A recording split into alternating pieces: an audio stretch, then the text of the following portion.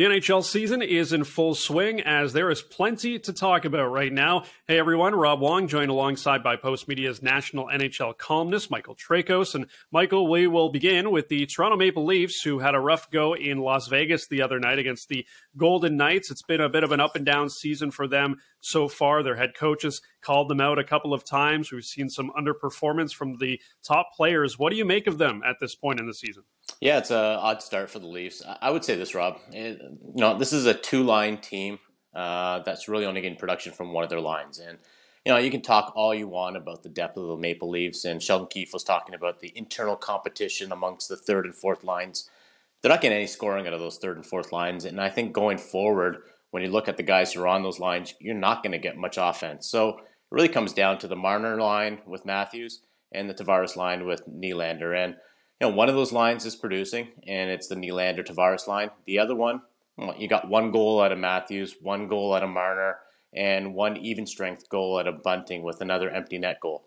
That's not typical. And, I'm not here to say that it's time to split up Marner and Matthews, because I think that Nylander and Tavares are finally showing some real good chemistry, even strength, even though Tavares' goals so far have come on the power play. Nor am I saying that Michael Bunting needs to be taken off.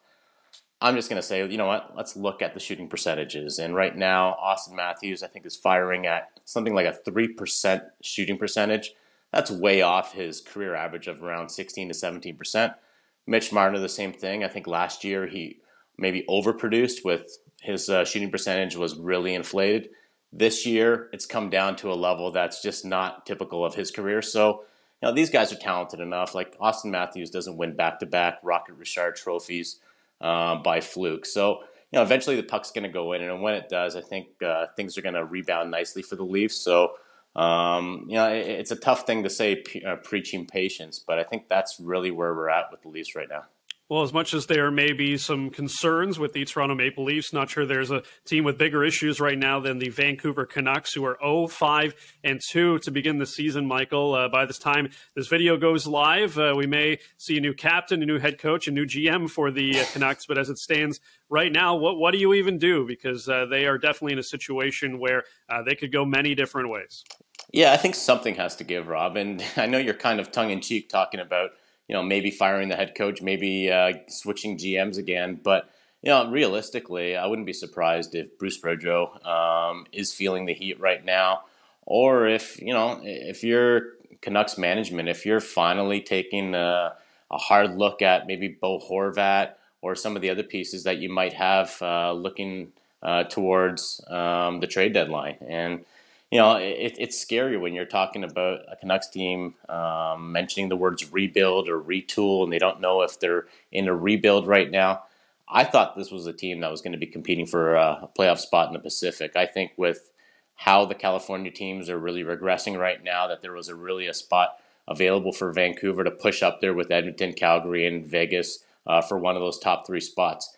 It's not looking like that, obviously, right now, but the pieces are in place where you're saying, yeah, this team should be a lot better. And what are we missing here? So Bo Horvat's on the final year of his contract. I think he's the easiest piece to move.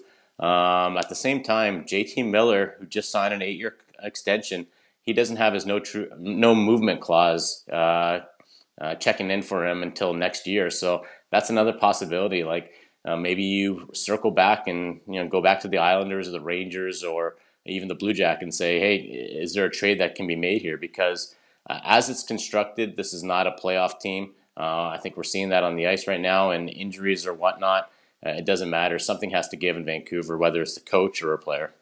Well, Michael, we go from one of the worst stories in the NHL and the Canucks to one of the best ones so far, and that's the Buffalo Sabres, who are 4-1 to begin the season. It was a couple of years ago that they also got off to a hot start and ultimately missed the playoffs. But is this year's version of the Sabres for real in your mind? Yeah, I think it is, Rob. And you know what? I thought before the season started that one of those teams, whether it was the Sabres, the Senators, or the Red Wings, was going to make a serious push for a wild card spot. And lo and behold, it's Buffalo. And why shouldn't it be Buffalo? They got 2 number 1 picks on defense, and both guys, Rasmus Dahlin and Owen Power, are really performing the way that you'd want a number 1 overall pick to perform. But really, it's come from their offense. Up front, Tage Thompson, Alex Tuch, both guys who are the centerpieces of trades.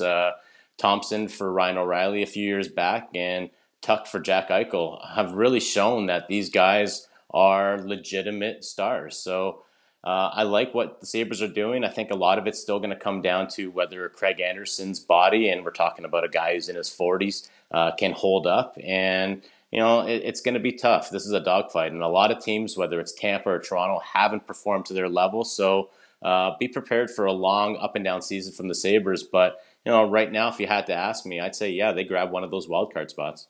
Yeah, it's always tough playing in that Atlantic division, but maybe this is the year that one of those teams does surprise. For all of Michael's NHL coverage, you can find it at Postmedia, and you can get him on Twitter at Michael_Traikos.